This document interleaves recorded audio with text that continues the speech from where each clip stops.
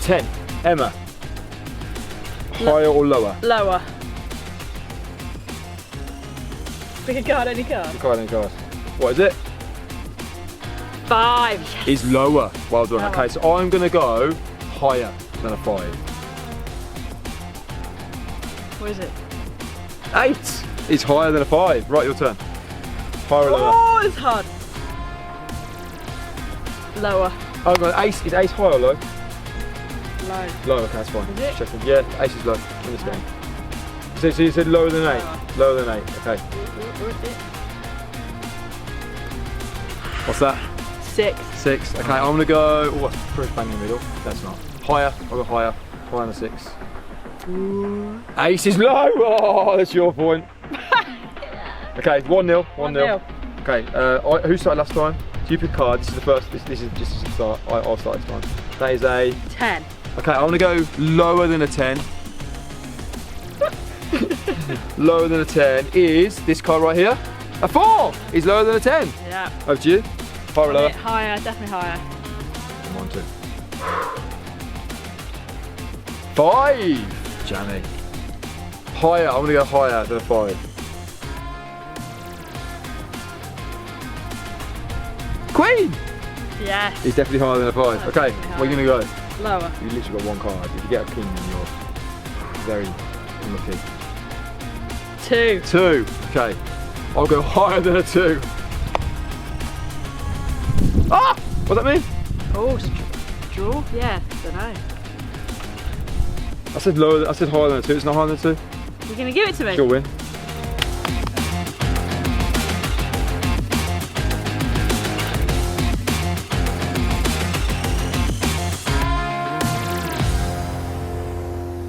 Hello there, and welcome again to this, our series, Taking Ground. This is the second of the episodes, and last time we looked at what it's meant to be a disciple of Jesus. Before we even think about taking ground, we must know who we are and whose we are. So if you missed the first episode, go back and watch it. Yeah, definitely. But in this episode, we're looking at what it means to go against the flow. In essence, how do we do things differently? How do we try and change the status quo? And how do we go against the flow in order to be able to see things shift and change in God's kingdom? So this is going against the flow.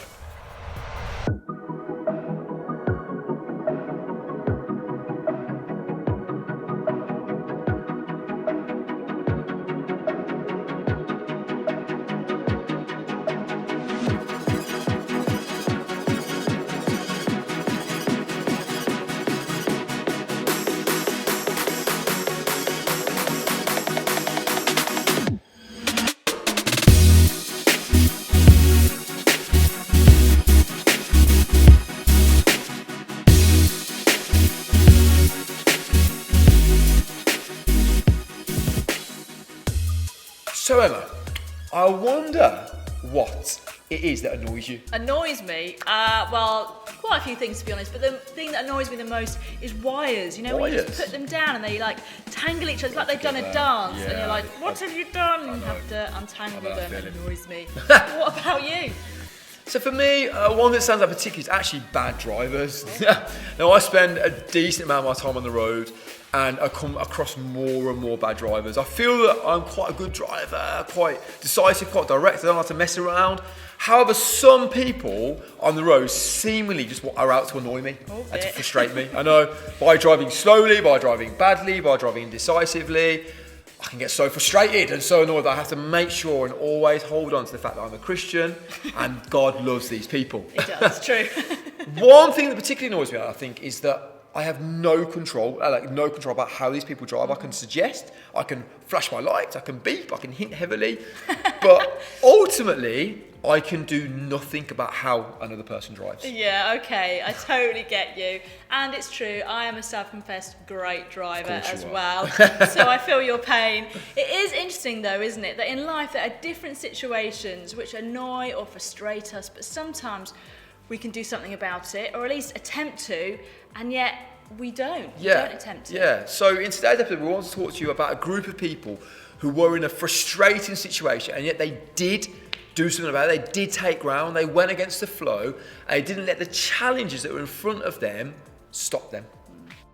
I wonder if you have ever received any bad news, something which you weren't expecting, something which made what you were hoping to do seem like it was even harder than it previously was.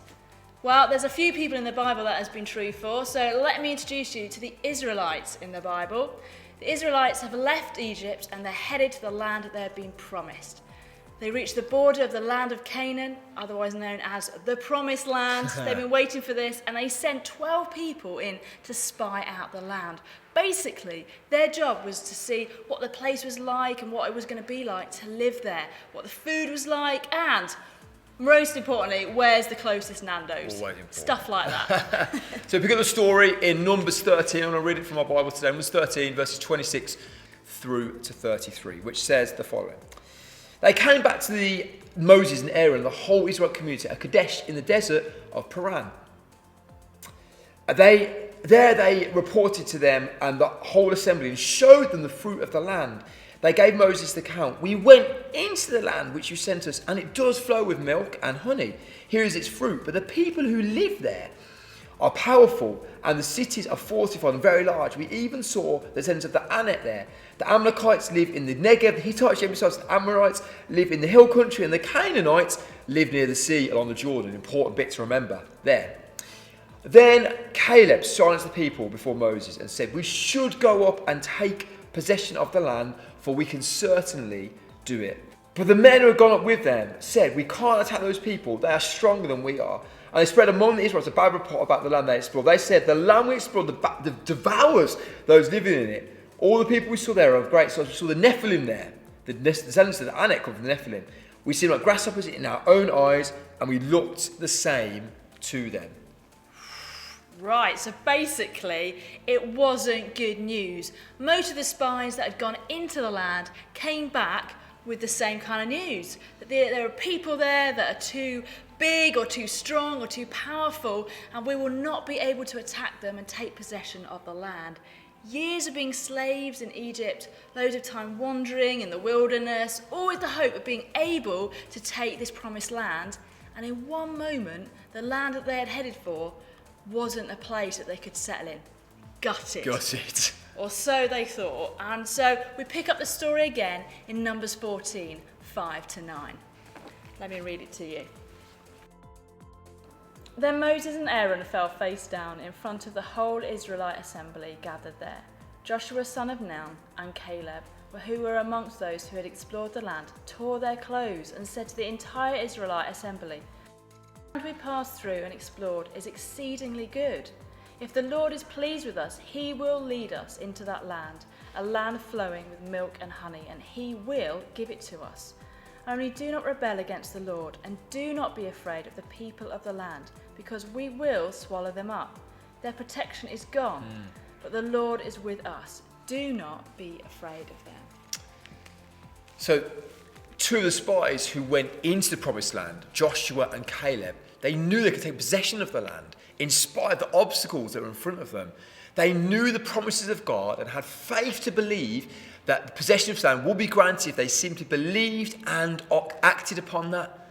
They definitely went against the flow of the other 10 spies in order to walk into what God had for them. Yeah, interesting. Of all the Israelite men that left Egypt during the Exodus, we think there's probably about 600,000 of them. Wow. Only 2 ended up entering the promised land. And you've guessed it, they were Joshua and Caleb.